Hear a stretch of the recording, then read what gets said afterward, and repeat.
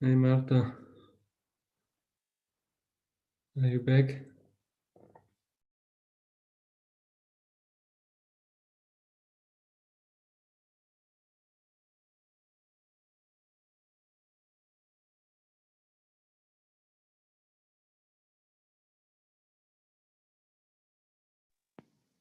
Yeah, welcome back to the second session of this conference after this short break. You see that in the first session, we focus mainly on environmental technologies, on waste management, and now during our second session of this conference, we will hear presentations about infrastructure and some aspects of them, and also green cities. We should have had now a presentation on a city of Hamburg, which, as you know, is known as the green city in Europe. Presentation by Mr. Pohlmann, State Council of the City of Hamburg. Unfortunately, he cannot attend the conference today. He excuses himself. We officially opened the second session with the presentation of Dr. Antonino Ardilio. He is head of technology and innovation intelligence at Fraunhofer Institute for Industrial Engineering. Mr. Ardilio will present today the Morgenstadt initiative. Morgenstadt is a German word and it means city of the future. And he will provide us, we can say, a kind of vision for the cities of the future and how to make cities future-proof. Mr. Adilio, we can see your presentation very good, and thank you very much. The floor is yours. Great. Thank you, Marta, for this nice introduction. I'm very proud and very keen on being part of this conference. Yeah. Thank you also, Mr. Velasco, for your nice presentation. I take the part of interaction from your side also as a bridge to mine. Also, interaction is a very big issue at the Morgenstadt. Yeah, Mr. Ardillo, one thing, we cannot see you. Okay. Could you please turn your camera on? I will turn that on. That would be great. They said I can't start it because the host stopped it. The host stopped it? Yeah, they were. We will send you a request to turn your camera on. Okay, that's good. Now, perfect. So now you can see me. Okay. Hello. Good morning there. So yeah, I'm very proud and keen on discussing and interacting with you, showing you the Morgenstadt, the city of the future. It's very likely that you may not know what Fraunhofer is. Fraunhofer is a non-profit organization in the area of applied science. It's a quite big one with 72 institutes and 26,000 employees. And we have a yearly budget around 3 billion, from which 40% roundabout is taken by the industry.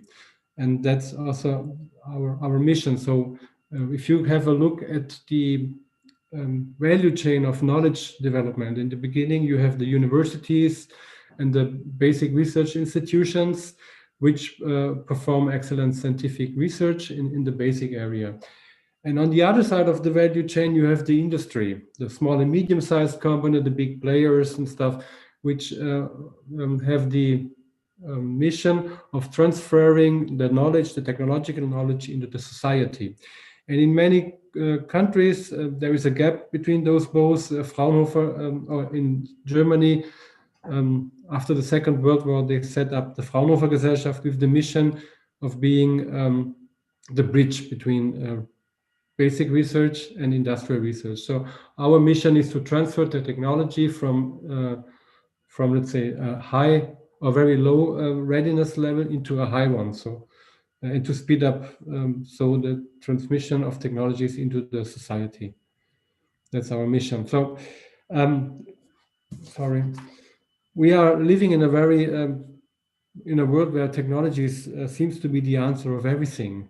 So, but sometimes maybe we should go a step back and ask, okay, what was the question concerning the technology? So, Disruptions are changing the technology, are changing the world. So we had for decades the centralized generation of energy. Now, one of a sudden, one of a sudden, the decentralized system come up, and you need other infrastructures, and you need other technologies to get the things running.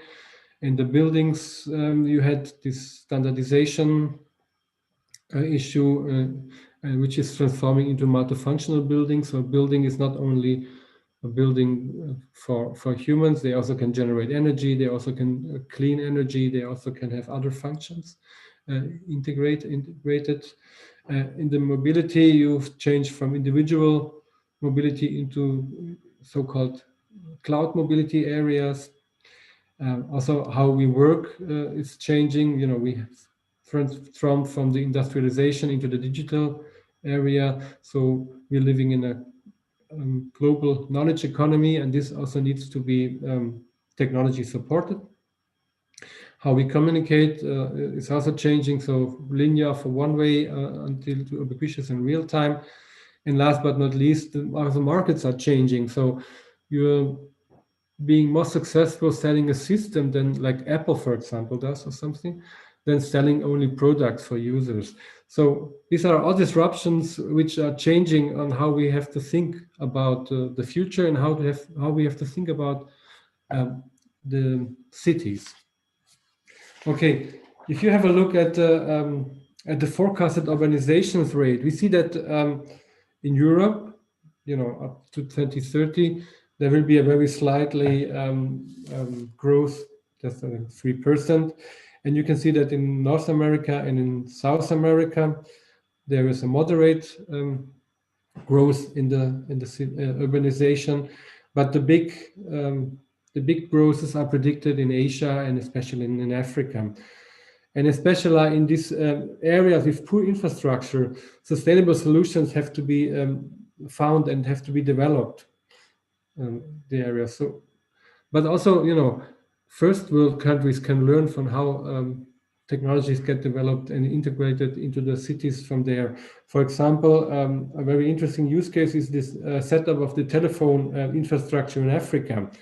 So in the urban and rural areas, there were not too many landline connections, and putting cables all around Africa would be a very costly and expensive venture.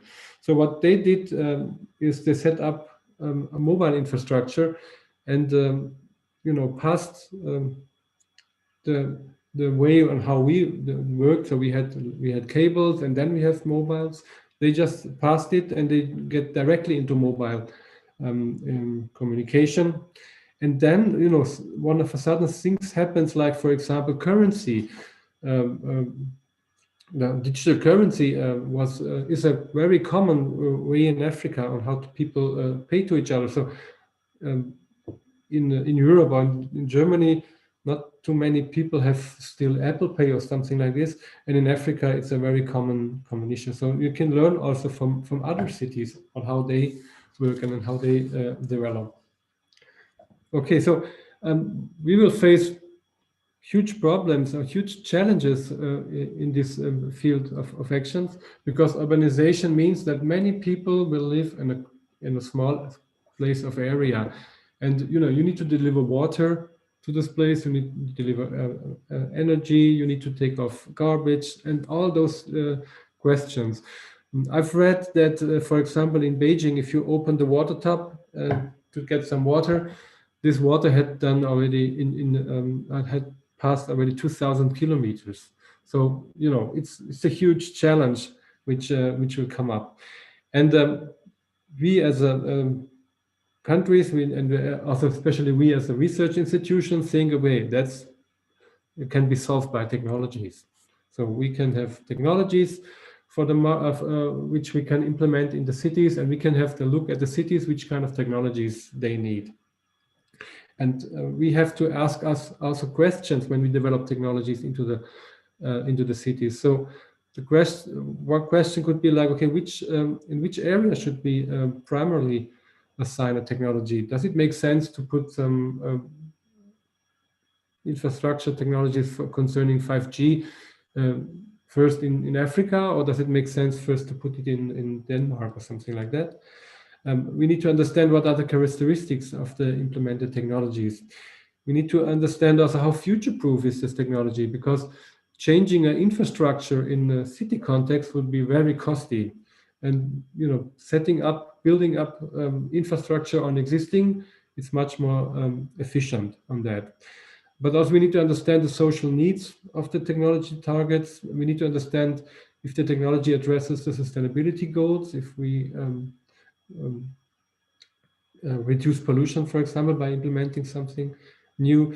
And we need to understand also how technologies need to adapt to geographical contexts. So all in all, the technology should contribute to sustainable development through first environmental, social, and also economical compatibility into the city. And the cities are working. There are already cities starting to implement new technologies, new smart technologies into their context. And the question which we had was, can we learn from each other? Can we learn from a Denmark city on how they did with energy supply, or can we learn from a city in Dubai or whoever, wherever?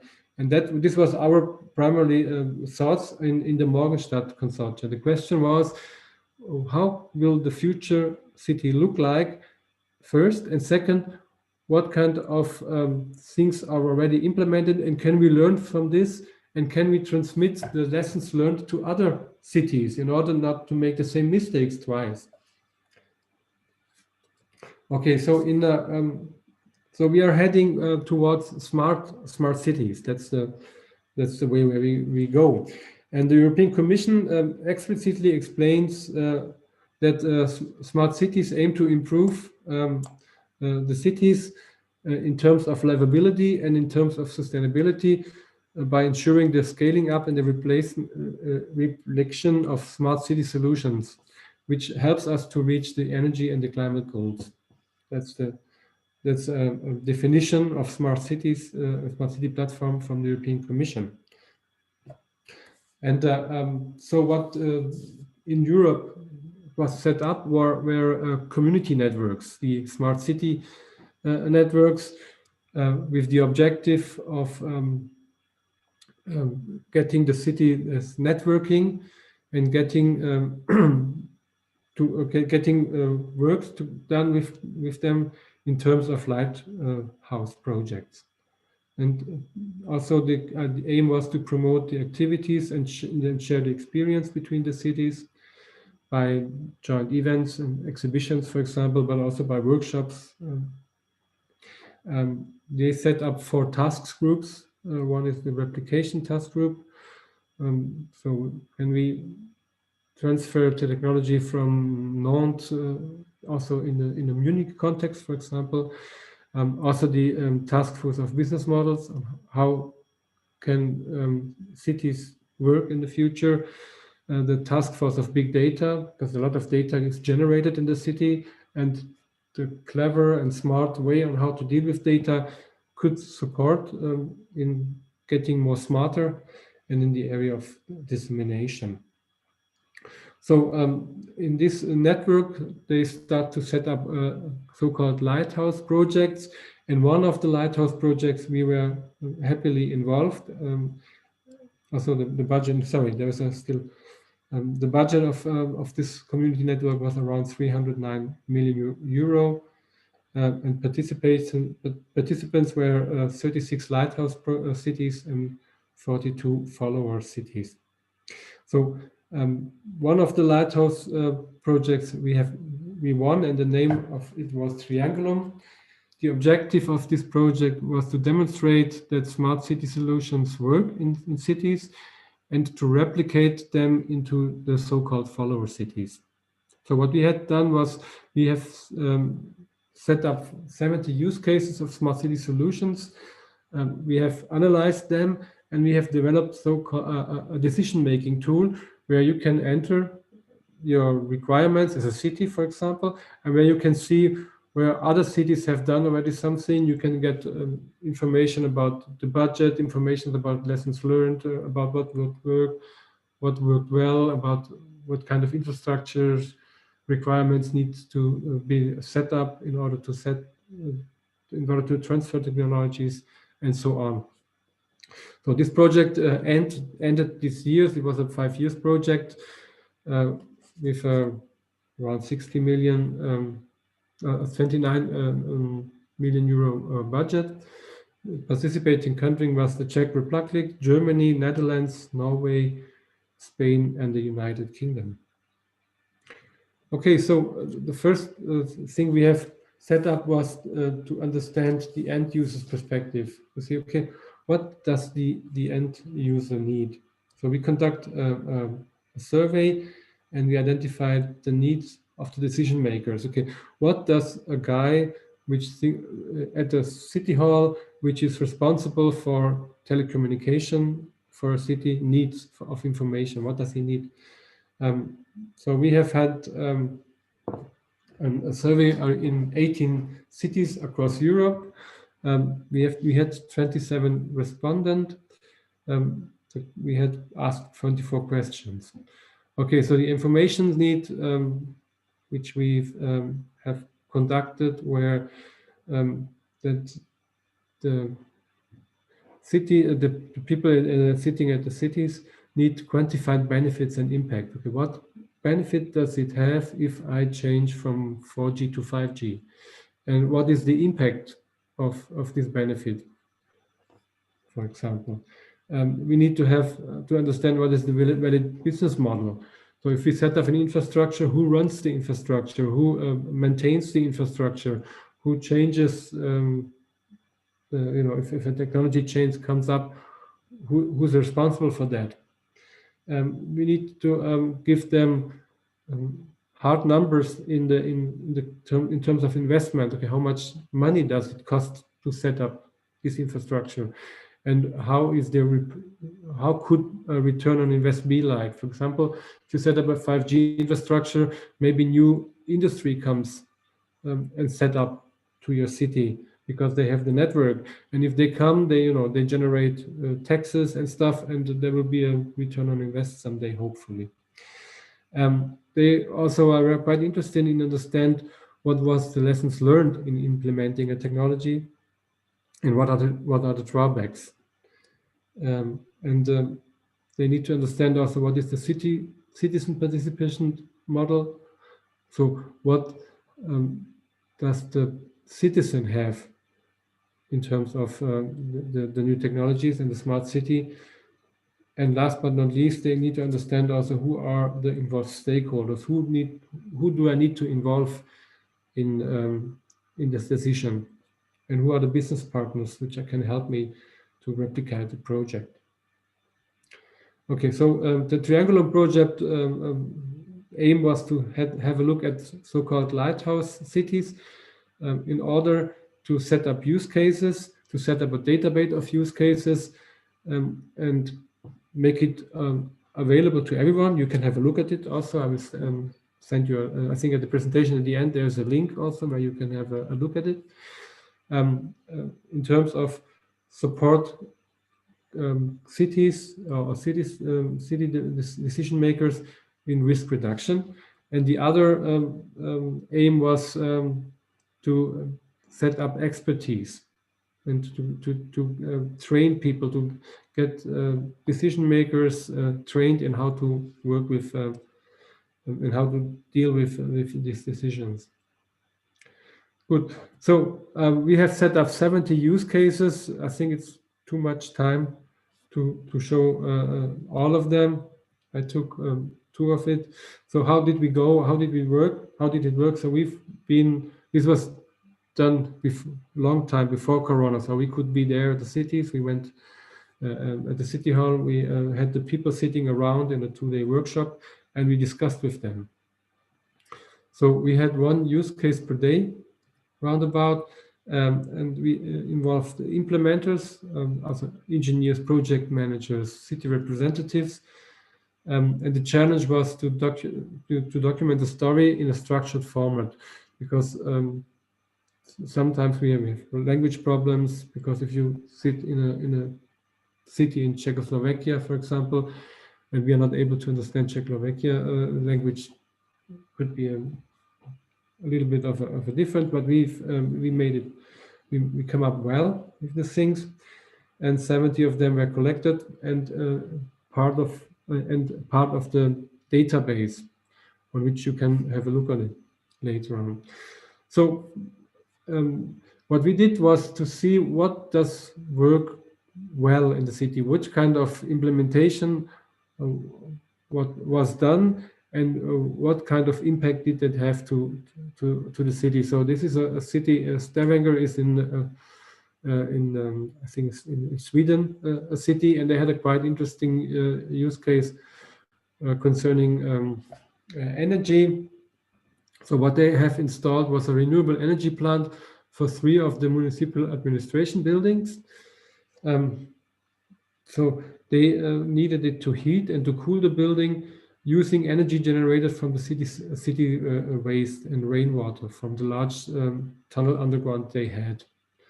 So this energy which they use to heat up their 3 buildings is for free. You just need to integrate the infrastructure. It's a quite interesting approach, a quite interesting technology. The benefits were for sure the reduction of the fossil fuels, because you don't need to burn gas or oil or something to get heat or to get cold. You can reduce the CO2 emissions. You can increase also the share of renewables, because countries have set up a share of renewables for the future, and you can you can support this, and you can support for sure also the the improvement. You can improve also the air quality, because less fuel get burned and people at the city feel safer. Okay, so the main challenges were that the piping connections needs to be installed, and the city is built up on rocky on rocky terrain, which is quite difficult then to make holes and to implement the infrastructure. And this is one example. This is a one-pager. We have much more information about it behind the database, but that's an example of a case study which we have built up and done. And all the case studies, all what we have done were implemented into a tool database, and we call it the decision-making tool, because it should support people or decision makers in the city to make the right decisions. So the first question which we asked the user of the tool is, okay, what are you? Are you a city, or are you an industry which wants to support city? Then we ask for goals. What is your goal? Is it to improve livability, or to reach some city development goals? Because you said, the politicians said we need to reduce CO2 by half in 2030 or something. We had also asked them about the challenges. Okay, where do you see the biggest challenges in your city right now or in the future? And we asked them also what kind of areas of improvement is it about? Is it about to increase the safety? Is it about to increase sustainability? Or is it about the employment rate and so on? And we asked also about the kind of development projects they're looking for. Is it a retrofit stuff? So we have an infrastructure, we want to improve the infrastructure, or is it about developing new technologies as such? And all those questions were implemented in this decision-making tool. So once you fill up the fields, you get a short list of projects. So you have you have the name of the project, for example, parking management system. We have the city in Eindhoven. You have a short description about this parking management system. You have the information about the scale of implementation. Is it on a city level, or is it beyond the city level, or is it just in a district? you have a short estimation in terms of the planning time. So how much time do I need from signing a contract until having the things all done and implemented, in the implementation time. And you have also roundabout an investment amount on how much Eindhoven paid in order to implement this intelligent parking management system into the city. And then you have a button where you can push, and you get much more details about this use case. And then you can learn, say, okay, well, that's great. We are a city which is similar big as Eindhoven, and we have also problems with the parking. Or we could see that improving the parking management system could help us to reach our goals.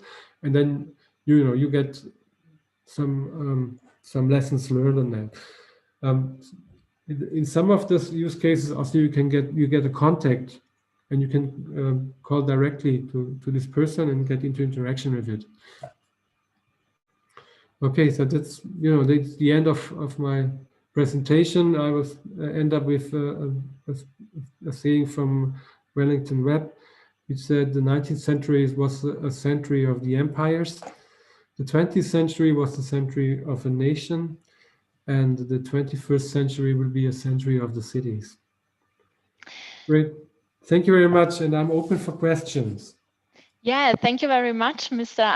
Ardilio, for this nice introduction and the topic of green cities and infrastructure, and also for this nice conclusion. I agree with you when you said during your presentation that there are a lot of internal and external factors that need to be actually considered when developing a resilient, sustainable, and inclusive city. So we are facing global trends, such as, for example, climate change. We see every day shifts in democracy and people moving to cities. And I also agree with you when you say that technological innovation help us create smarter cities. So touching upon this topic, I would like to ask you, what would be your advice for municipalities or for science institutes in Latin America that are interested in starting a project similar to what you presented to us? You said during your presentation, that we need to understand the end user perspective. Maybe you want to comment on this. Okay, so what we did, or what we are capable in, is in supporting cities in identifying the needs, because maybe you agree with me, if you are working in the city hall, a city hall manager, you have other competences and you have other tasks to do than to understand this kind of things and to build up networks with research or with industry. This is not a major task for someone who works in a municipality, and that's okay. So what I asked, or what I would suggest, is to ask you some help from outside. I'm sure there will be someone in Mexico, in Argentina, and the other countries, which is keen in and which understands on how to get requirements from bigger part of people, and how to transfer this into so-called a requirement list. So this could be something which you should do. You could also see, what was our approach in supporting you to see what other did, and to get and to try to transfer what you have seen into your city. For example, this parking management system approach. So you are very welcome to go into the platform and just to set up and write, answer the questions and see what kind of projects are there which could help you. So we have made 70 use cases, but in every use case we had more than one technology field. For example, in Eindhoven, there was not only the parking management system, which worked quite well and which was ahead of, let's say, average, but we had also other use cases. So it's quite big. It's not very big, but it's a place where 100, 150 use cases are in, and we are still filling it up when we go out and we see other cities and ask with and speak with them. Yeah. Yeah, thank you very much for your answer. It's very important to, as you say, to exchange ideas and to learn from each other and from our experiences or from the experiences of others in these fields. So I think that our audience will follow up this topic in the chat and also in the live chat in the networking launch. Thank you very much, Mr. Adilio, for being with us today. As you said, we already have some presentations available to download at our stand in the Pavilion Global Hub. And the audience will find tomorrow other presentations and maybe also your presentation to find more inspiration for new business models and for new projects. Thank you so much, and see you next time. Thank you. Bye. Bye. Now we move forward, and I'm really happy that we focus now with two presentations on a particular aspect of the cities of the future. That is mobility. We have now two presentations from two countries in Latin America that are strongly promoting electric mobility. So let's begin with Chile. I'm happy to yeah, thank you very much. I'm happy to announce on stage, we see already her presentation, Mr. Daniela Soler. She is head of the Efficient Transport Unit of the Ministry of Energy in Chile, where she mainly reviews energy efficiency issues in the transport sector and where she promotes the development of electromobility in the country through the national electromobility strategies. And she will today show how we can promote electric mobility through this program in Chile. Mrs. Soler, the floor is yours. Thank you. Thank you, Marta. I hope you can hear me well. Thank you for having me here today. Good afternoon, good morning, everyone, wherever you are. As Marta said, my name is Daniela Soler, and I'm head of the Efficient Transport Unit in the Ministry of Energy in Chile. So today I would like to share our experience and what have we done and why have we done it in terms of electromobility. So to start, I would like to establish a little context on what's going on in the transport sector in Chile. These numbers are very similar to other countries. From the total primary energy consumption, the transport sector represents about 36%. So this section in particular can be divided by each mode of transportation mode, and the road transport is the most significant one with the 82%. Also, it's very relevant to say that this sector, the transport sector, is responsible for almost a quarter of the greenhouse gas emissions in our country. So an important thing to say also is that we are mainly importers of fuels, and this transport sector runs on these fuels. 99% of them are almost everything corresponds to crude oil imported derivatives. So we're highly dependent on that. So it's here in this context that we tend to see the great opportunity that is the different benefits that electromobility brings, right? So I'm sure most of us, you know these benefits, but let me go through them real quickly. There's a clear health benefits because there is no exhaust emission, so there are no local contaminants. There is a improvement in energy efficiency, so electric vehicles are 2 to 4 or even more times more efficient than the conventional vehicle. In our case, it could mean that we lower our energy dependency on fossil fuels. of course, as I said, there would be a GHG emission reduction, and this depends strongly on the energy matrix, right? So how we fuel these new vehicles.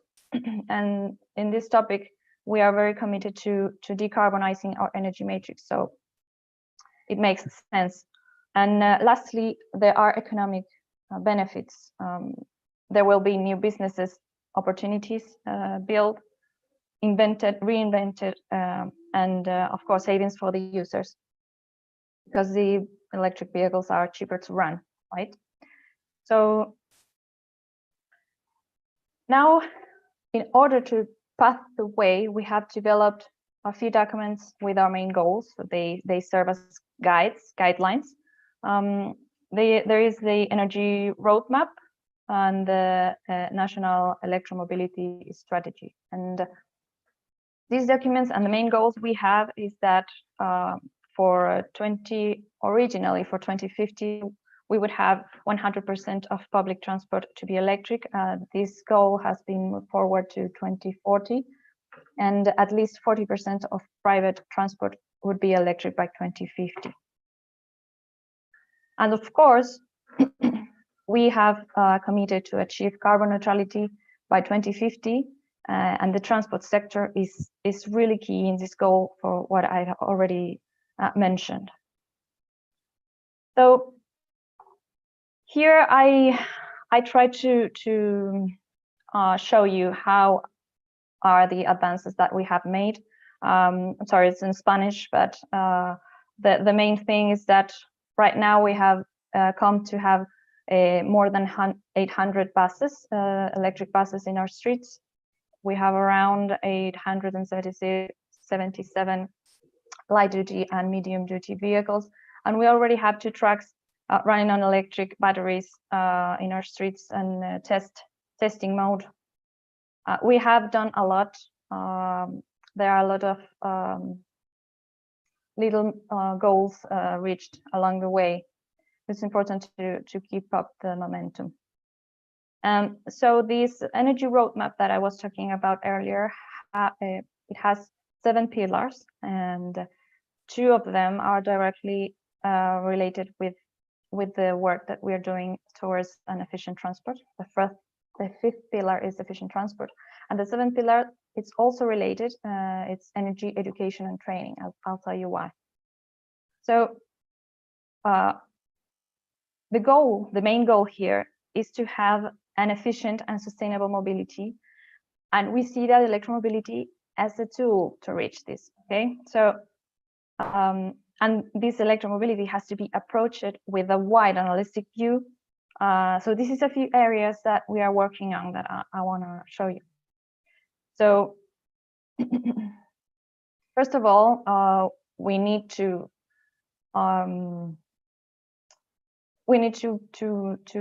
make better our regulations. We have to have appropriate ones, maybe mend some already existing ones and to create another ones.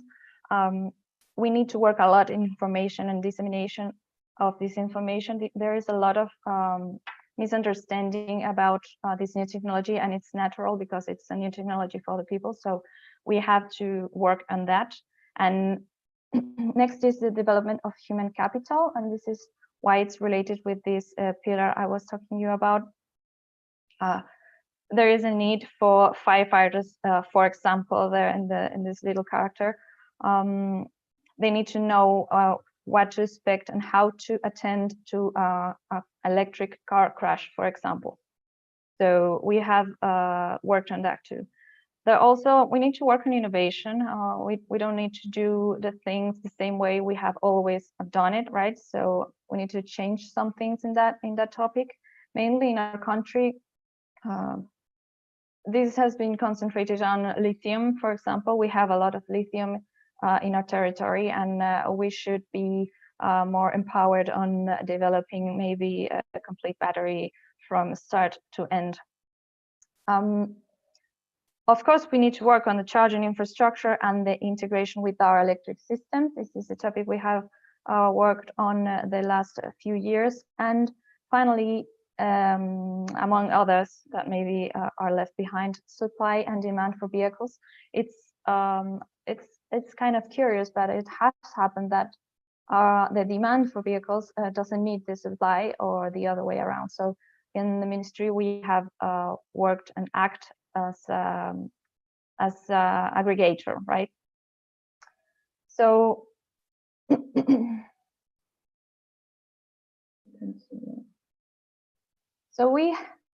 I'm going to talk to you briefly on what we have worked recently and what we have accomplished. The first thing is that we already have a vehicle energy efficiency label for light and medium vehicles, where electric vehicles, of course, are included. This label that is showed in the slide tells the consumer, the people that are buying these cars, how much it costs to run it, how much fuel it needs to run for a kilometer.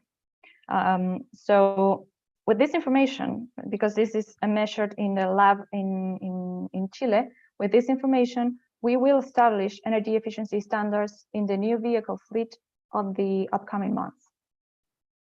And for compliance with these standards, electric vehicles, plug-in hybrids, and zero emissions may be counted up to 3 times in determining the level of compliance. So this acts as an incentive for the sellers to import and sell these kind of vehicles. So they will help them achieve the minimum standards. If a seller doesn't comply with the standard, they must pay a penalty fee. Of course, in the future, we will advance towards energy efficiency in truck and buses also. In this area of regulation for charging infrastructure, we have a statement for charging infrastructure in place. This regulates how the installations are made and makes sure that they are safe for the people to use. We also have in place an official safety standards for the charging infrastructure, which was published this last September. And we will regulate the interoperability for the charging infrastructure. And this is mandated by a law, a bill that is still in its final discussion in Congress. We have learned from other countries with higher level of deployment that interoperability is key for a good user experience, among other potential benefits in the business areas. So in the development or deployment of charging infrastructure, this is cute numbers for most other countries. We have already 200 public chargers, which is a milestone for us, but maybe cute for others. We recognize that the enabling condition of the deployment of the charging infrastructure, of course, but we also have learned that 80% of the charging should be residential or in a working place. That is what is happening in other countries. So since our country, as you see, is long and narrow, and we travel a lot by road vehicles, we tend to think, and we're studying this, but we tend to think that we should focus on inter-urban charging because, I mean, probably the current autonomies cover the daily commute, right? So you don't commute 200 kilometers. But one of the concerns in Chile that people have in Chile is that if they will be able to use the same car to go to the beach or go to another city, which we tend to do a lot. So we think that we are going to focus on interurban zones, and the interurban will be in place thanks to the private resources. We also, it's good to highlight it too. There is a vehicle to grid pilot in place in Santiago de Chile, and we are testing how it works. And of course, I mean, in information dissemination, we have an app. You have to have an app these days, so we do. It's called EcoCarga. It shows you the online charging points. We are now putting the last improvements that shows you the state of the charger, and we would love to advance into also informing, maybe make a reservation for the charger. We'll see. We're studying that. And also we have an electromobility webpage. It's a platform full of information. It is focused on the simple consumer and to educate people. We have infographics, videos, press notes, and all that makes simple to reach to the people. And well, in Chile we don't have direct incentives for the purchase of vehicles, and it is said that electromobility is still too expensive, and it's a fact. I mean, the cars are more expensive, and it is said also that it does not make economic sense today. But this is true for most users. Like if you run just a few kilometers a year, it's not convenient for you. But there is a large amount of users for which the rational, sustainable, and economic option is to switch to electromobility today, and not all of them has realized that. Considering the lower operational cost, the electric vehicles, and current prices of vehicles, fleets that drive more than, let's say, 35,000 kilometers a year will save money with zero emission cars. Of course, it depends in quite a few factors, but that's a round number that we have calculated. So considering this, we have focused on commercial fleets and public transport, and that's why I hope you have heard of our public transport fleet of electric buses, which is the second largest one outside of China. Of course, China is off the charts. So we have over 800 electric buses. There are a few airport taxis, like about 30 or so. There is a couple vehicles also in the public service, a couple of buses in the to transport mining workers in the north of Chile. As I said before, there is a couple of electric trucks for this in distribution labors being tested, and operational fleets for companies.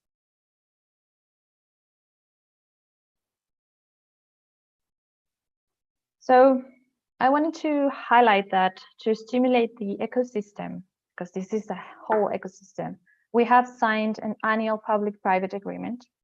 This last January, we signed the third version when we were still able to stay close to each other. As you see, the signatories, they all undertake to fulfill certain commitments from their own area of action. So, for example, vehicles, like brands of vehicles, promise to bring and sell more models, or some other promise to install a certain number of charging points, or maybe to give a new electromobility training course in case of universities, just to give a few examples. So they really love to be in the picture and in this event, and this stimulates them to participate strongly and commit to the development of the ecosystem of electromobility. So to summarize, we see that electromobility is key to achieve our energy and environmental goals, but it has to be seen as an integral challenge where we have to work in different fronts at the same time. So we need to work that there is a demand for EVs and there is a supply of EVs, of course. We need to work on developing the charging infrastructure to make true new services and to habilitate them to work. There is a great need for new capacities and new human capital, and of course the regulatory framework that put all of this in motion. So that's for my side, Marta. Yeah, thank you. Thank you so much, Ms. Soler, for showing us the experience of Chile in this field of action. I think we can learn from each other. And as you said, for example, starting from the public transport, we can use innovation to find new ways and new opportunities. Well, I would like to ask you, with these best practice examples you presented, how crucial was the cooperation with foreign companies for the success of these projects? Foreign companies, you said? Yeah. Yeah, there are main ones that are foreign and are like in Chile, like for example NLX, as I'm sure you know. They have been very aggressive on developing their own plans, and it has been mainly on charging infrastructure.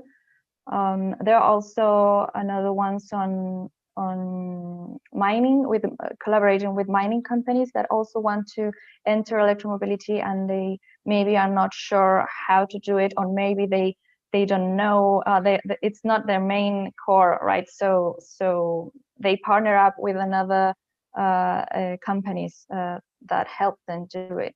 The last case that comes to mind is that Codelco, the main mining company in Chile, it's really eager to bring electric trucks into their operations.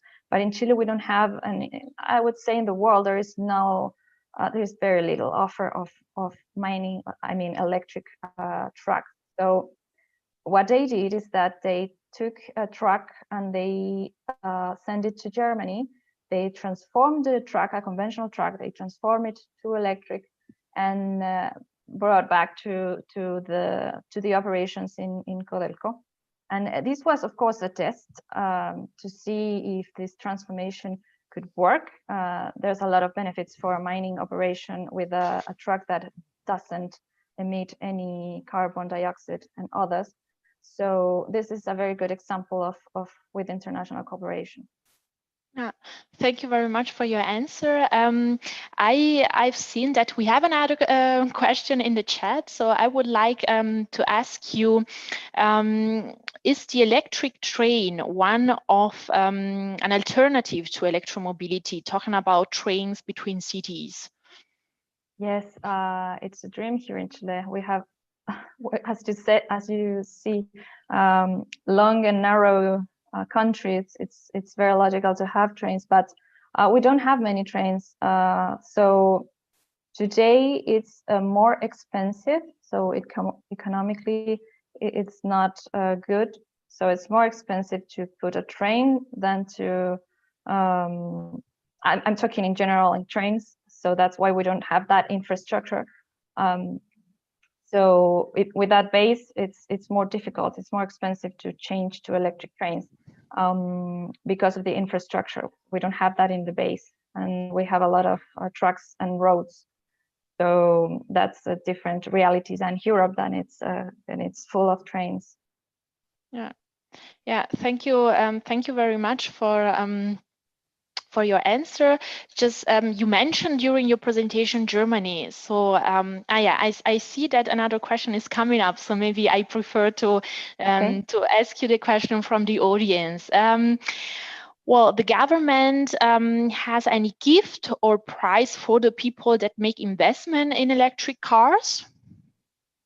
Maybe that question is for the public-private agreement, I said. No, there is no prize per se. It's just that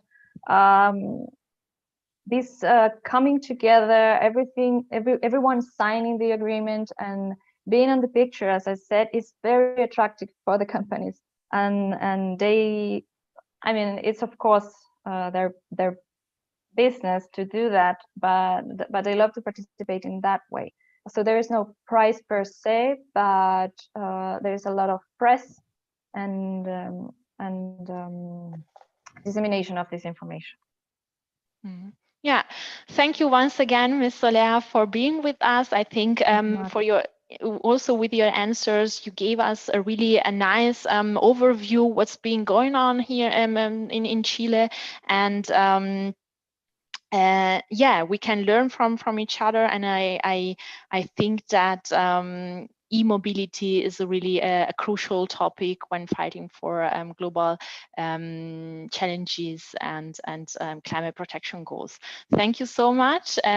Greetings from Germany to Chile, and have a nice day. Thank you. Bye-bye. So I see already here Mr. Martin Pinheiro. We are moving now to Uruguay, which is actually increasing its effort in promoting electric mobility, and from which today I'm sure we will learn a lot. Mr. Martin Pinheiro, he is a transport specialist of the UNDP Global Environmental Finance Project, MOVE, which stands for Movilidad Eficiente y Sostenible. And this project is executed in the Uruguayan Ministries of Energy and Environment. Thank you very much, Mr. Pinheiro, for being with us today. And the stage is yours. Okay, thank you, Marta, for the introduction. Can you hear me well? We can hear you very well. If you have a Okay. presentation, would be great also if you could share the screen with us. Let's go straight to it. Perfect. Yeah. That's Yeah. it? Yeah, we can see your screen now. It's loading. Yeah, now in a presentation mode. Perfect. Okay, great. I was hearing very attentively to what Daniela was presenting. I gotta say that Chile is making a huge work, and we follow them very closely. So thank you, and congrats for what it's done and the inspiration that they are giving us. They are very important for the region, I might say. Okay, so here we go. The first thing that I want to say is that Uruguay has, this is the information for last year, 98% of renewable energy. That was due to a big political agreement that was done in 2008, 12 years ago, and that allows us to have this situation of almost all of the electric energy generated in Uruguay to be renewable. That puts us a very unique situation compared with the region, and I might say the world. So this is the opportunity we have. The transport consumption of energy is 25%. So we can make this consumption to be, we gotta make this to be electric, and this is the second revolution that is lying in Uruguay, I might say. If you allow me, I'm sorry because this is in Spanish, but I will mark briefly some points. In 2008, what I mentioned, we started with this big political agreement to change the electric energy matrix.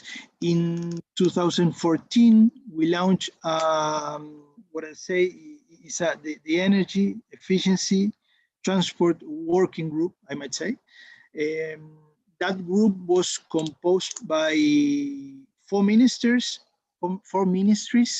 economics, transport, energy, and environment, which has another name now is the Ministry of Environment. The utility, the public utility, the public refinery, ANCAP, and the municipality of Montevideo.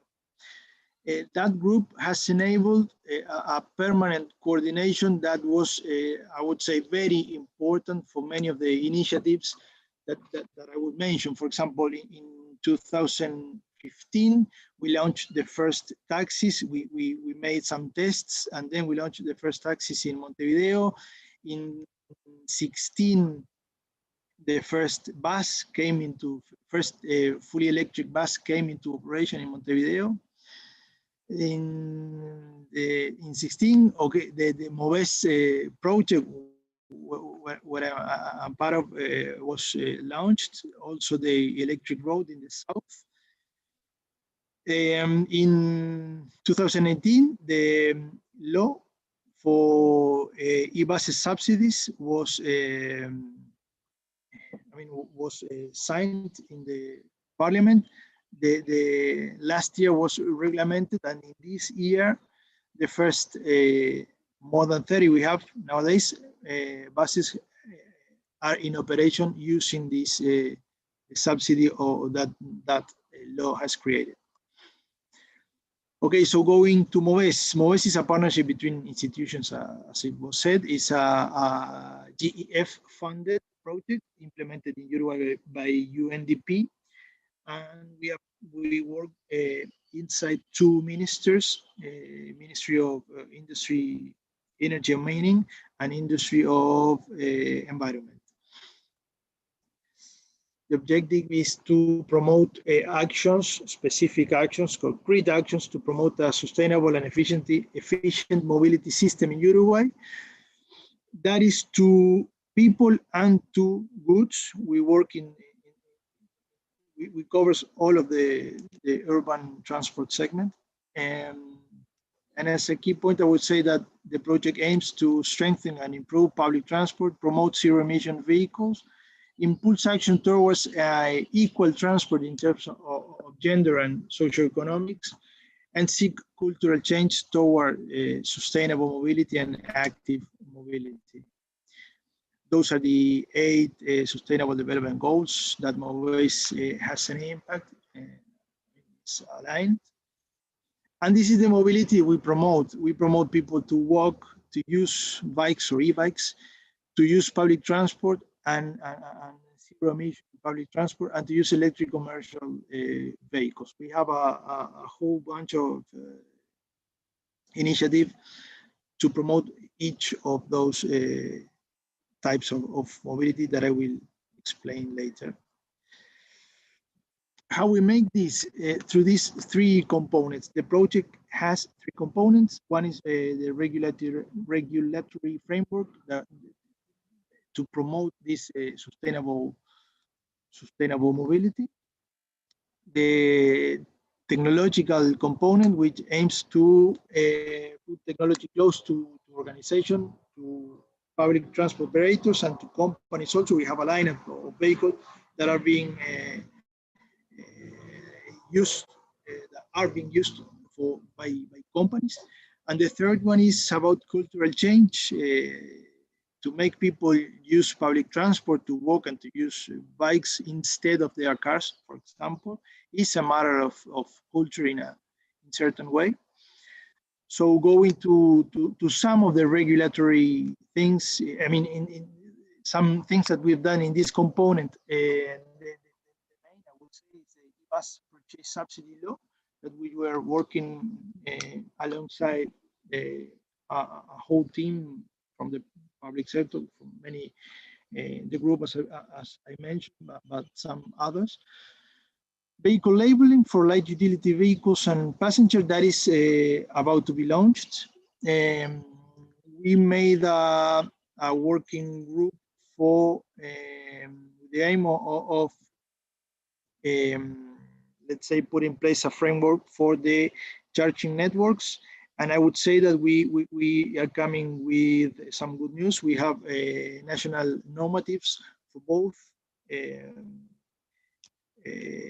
type 2 Menekes, which is used for alternate AC charging, and for CC charging, the CCS2.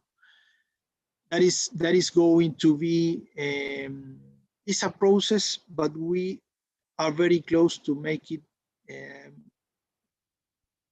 I want to be soft in the words, but we might have this to be compulsory for the charging network. We might, but we are somehow close to it.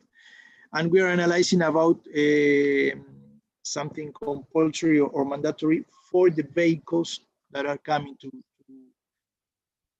Uruguay. The aim is to have first of all, to put the user in the center, to make it the user experience as best as we can, as good as we can.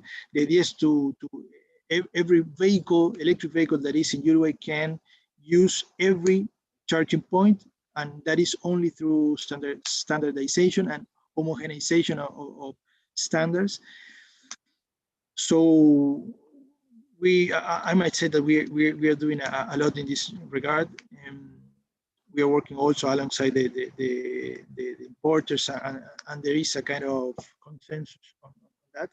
And the 4th point is the battery second use and final disposal. Through regulation, we are updating the actual regulation to promote the second use of batteries and to have a proper final disposal. And we are very also close to launch a regulation in this regard.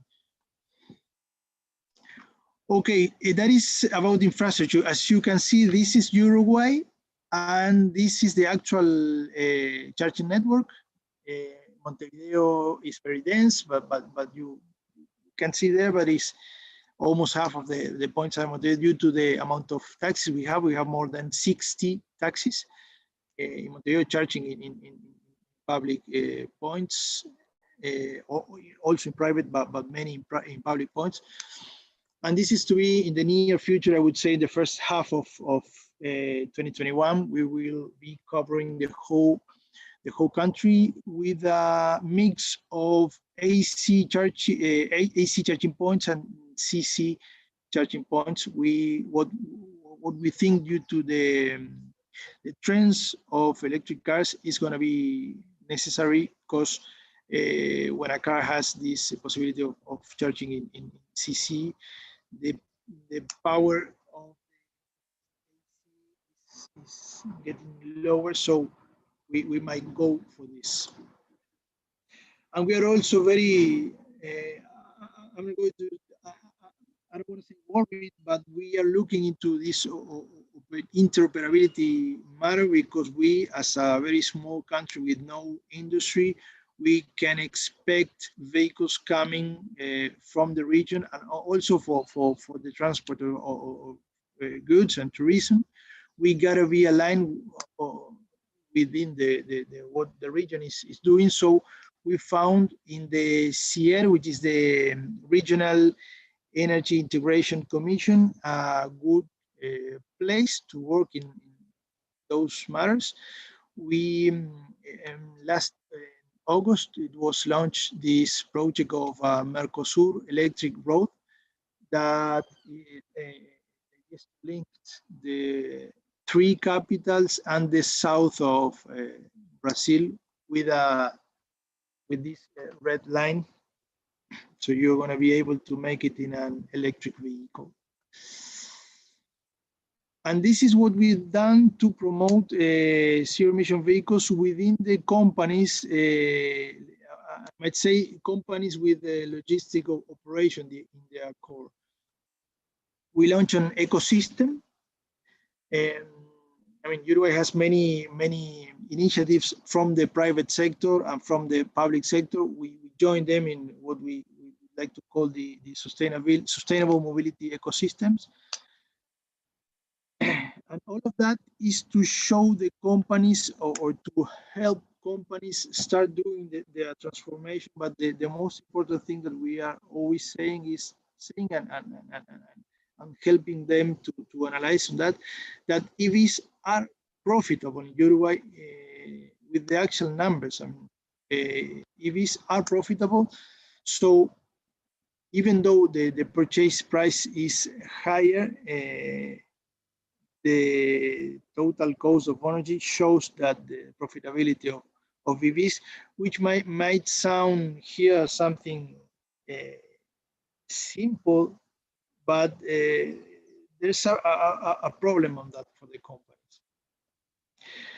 The ecosystem has, these are the components. There's an investment promotion law, green financing from mainly private banks, reduced purchase and circulation taxes, promotional vehicle insurance from public insurer, but also from the private sector. There's some initiative.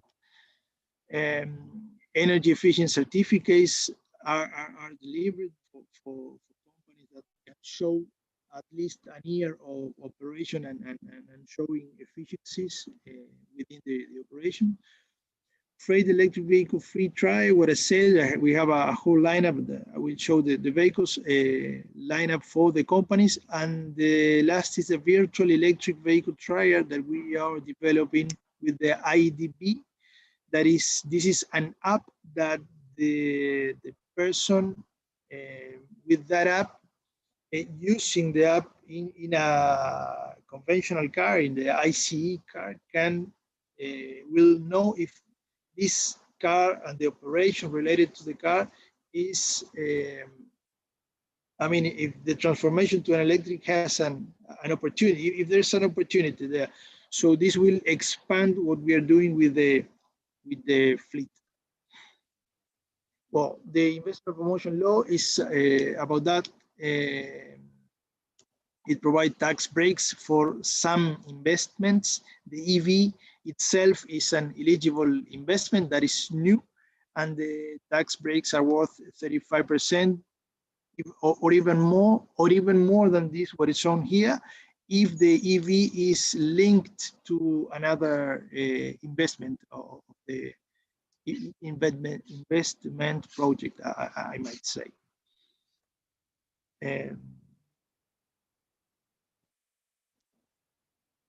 Okay, I mentioned that about the private banks that are offering green finances. And these are some of the, okay, also I have mentioned, I've gone through this is what I was wanted to show you.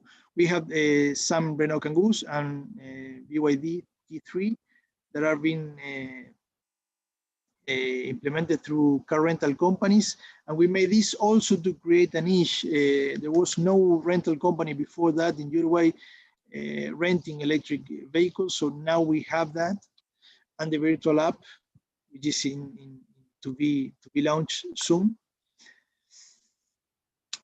And this is one of the bus the e-bus that came in March to Uruguay. I might say that we are taking this an opportunity to improve the level of service of the public transport in Montevideo, and also in some smaller cities in the country. As you can see here, the previous fleet was diesel, of course, Euro 3. Only 7% of Montevideo buses were low floor, no onboard trip information, no air conditioning, and 95% of workforce is male. So there are many points to be improved, not only from an energy perspective. The new subsidy is covering the price gap between a diesel and electric bus. So here in Uruguay, the buses are purchased by the operators. This subsidy puts the price of the electric vehicle in the same level of a diesel bus. So here, there is a clear opportunity, because, as you know, even though here in Uruguay the diesel is subsidized, the electricity is cheaper. Also, some services were mandatory for the new e-buses to come. Here you can see how is composed to actual values, the total cost of energy for the diesel and the electric bus. And as you can see, the blue part of it are the subsidies. In the diesel are subsidies for the diesel, to burn diesel during the lifetime of the bus, and in the electric is the subsidy for the purchase. So there is no extra money needed from the government for this transformation into electric transport. Okay, so lessons learned, many. The actors, local and national government, were aligned to promote public transport with the buses. This that I mentioned, the efficiency transport group was a very good previous work experience. The conditions, 98% of renewable, highly formalized sector of public transport, and steady loss of sales in public transport was also a point of pressure. The advantageous total cost of energy, and within the public calls, we were very, I would say, happy to see the amount of companies offering buses, more than 10 companies, more than 10 different brands, with no previous, some of them or most of them with no previous operations in Uruguay were interested in launching Uruguay. And here I will, then you can see the 30 buses, the 30 buses launched in March. And this is the opportunity. I want to show you the opportunity for Uruguay in this, in terms of infrastructure and energy. As you know, the Uruguayan system is very into eolic generation, and there is an excess of energy during the night mostly. So there is an opportunity to, I will show you, there are somehow an excess of 350 megawatts. That is information from a report recently published by the IIDB, showing that we can charge more than 3,000 buses in Montevideo with no need for expanding the generation matrix, I might say. So we can change tomorrow the whole fleet of buses, and we won't have any problem. There won't be a major impact on the grid.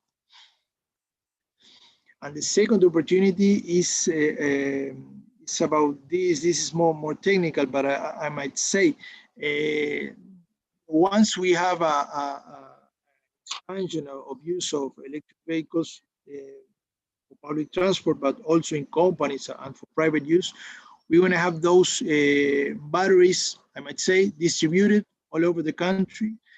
And the opportunity is because that allows for bidirectional flow of energy. We can assume that they are distributed energy points, and they will allow us to decouple demand from generation. Uruguay has, as I said, big eolic and sun generation, and we may go for more of that. And we need to decouple the demand from the generation, and batteries are the best, are a good way to make it. They also allow a whole new label, a new lineup of services, for example, peak shaving, frequency regulation. That is also to be there with no investment, because those batteries are going to be hidden costs in other investments. So without any investment, the electrical system, Uruguay can have a big benefit from using those batteries, delaying investment in grid expansion, and preventing from congestion situations.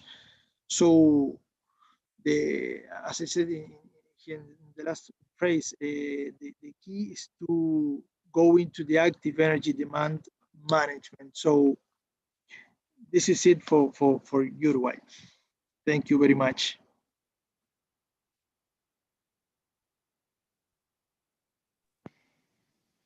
Yeah, thank you very much, Mr. Pinheiro, for this really good introduction and the description of the project. You showed us actually that the project has a lot of initiatives, and I also saw that it has also an interesting website. Maybe it's also interesting for the audience to put the link in the chat.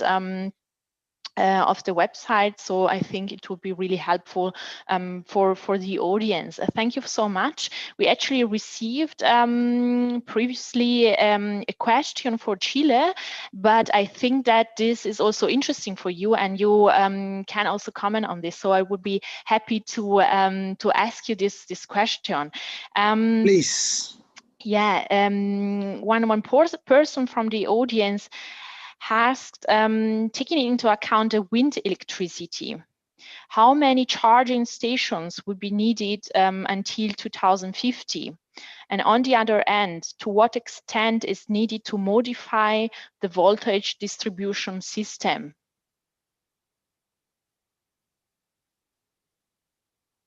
Okay. I'm not able to say how many charging points we need by 2050, as you said. Certainly we're going to need a lot. Today in the morning, I was talking to people in the utility company, and they told me about 150 new charging points that are going to be deployed in Uruguay. So we can think about 300 because they are dual chargings. I can't say how many we're gonna need in 20 years. And in regard of the voltage distribution, we don't expect to make changes. Or maybe I didn't understood the question, but we are thinking about the standards to be. This is so changing very fast. The dynamics are huge, but we are now identified the Type 2 standard and the CCS 2 combo for CC charging, and we expect to have power output of 50 kilowatt in some of the chargers, and that is what we have defined by now. We gotta see the trends in the cars that are coming to Uruguay. We gotta see what happens. We gotta see what is the market offering to go for different or for higher, more powerful points. But now this is what we have defined. Yeah. Well, thank you so much for your answer. We will also forward the question to Mrs. Soler in Chile, and we can comment on this later also in the networking launch for our audience. I have another question for you, Mr. Pinheiro. Where do you see our role for German companies, and how to support the implementation and further improvement of such programs? Can you repeat it, please? Yeah, sure. Where do you see our role for German companies, and how to support the implementation and further improvement of such programs? Okay, I gotta say that we are working a lot with German institutions. We have just launched a call for national local innovators. The idea is to have some national companies making cargo bikes. So we are into the last mile delivery thing, working with the Wuppertal Institute, funded with UN Habitat. So we are very closely working with them, and also with some of the companies that are providing components and so on. But then, of course, the opportunity for German companies is huge, even though in transport we have some brands. The main brands in Uruguay for public transport are German companies, German brands, also for trucks, and we expect the German brands that are in Uruguay to start expanding their offer of electric vehicles. We point that as as a challenge and that has to be worked on. I mean, that is still a point in the promotion of electromobility in Uruguay, the offering, and we know that Germany has a lot to give us in this regard. Yeah, thank you very much once again for staying with us and also for being open for questions. Actually, I think we learned a lot actually from Uruguay, from your program, and how, as I also told, as I said before, how basically we can exchange opinions, experiences between countries to make the most out of these programs. So. Once again, thank you very much, and enjoy your day, and take a look at our fair. Thank you very much. See you next time. Bye. Yeah, ladies and gentlemen, we are now at the end of our conference. You have now enough time to visit the stands, to make appointments with the exhibitors, and to learn more about concrete solutions from Germany and from Latin America. Use this unique opportunity to visit the stands. You have the whole day today and tomorrow as well to interact with each other, to use WhatsApp, to call our exhibitors, to Zoom with them, and you know, just to exchange your ideas. And only by interacting with each other and asking questions, you will come to new ideas and new business models. So take a look around at our stands, and it's all for free. So really profit from the benefits of digitalization. Do your business while staying healthy at home. And I was very happy to have you with us today. We see you tomorrow at the same time with another interesting topic at our conference. We will talk tomorrow about financing, networking, and education. Financing is a really huge topic. Networking and education will be also addressed. So I hope to see you, as many of you as possible, tomorrow. Now it's your time to make the best out of this trade. And yeah, thank you very much. Have a nice day in Latin America and the Caribbean, and have a nice evening here in Germany. See you tomorrow.